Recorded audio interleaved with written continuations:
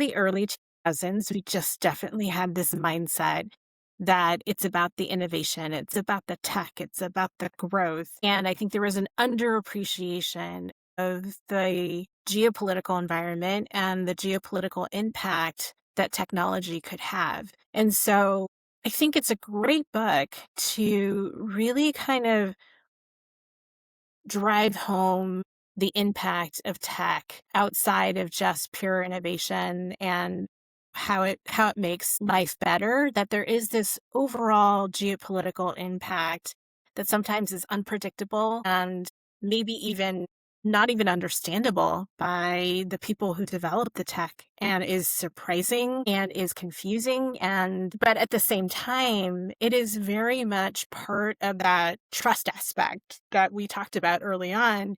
And so Totally. it is a reality that tech, when it grows to, a certain level, it has that impact. And how do you deal with that impact? And how are you as a corporation accountable and responsible for that impact? Because regardless of whether you wanted it or not, it's out there. Yes. And it's very important that in order for you to keep user trust, that you address it. And so I think it's a great Yeah. book to really highlight how tech morphs in that way, and then how it can grow into that area where you all of a sudden are saddled with geopolitical responsibilities that you never Totally. even thought you would have in the first place. Yeah, Yeah, I totally. think I it's think that extremely well, I was just gonna say, I think it's extremely timely right now. Like, just it feels like we're going through another wave right now. And Rachel and I travel all over the United States, meeting with founders and LPs, and building out our portfolio for our funds. And it's sort of like a different tone that you hear across the country than this bubble that we're in Silicon Valley.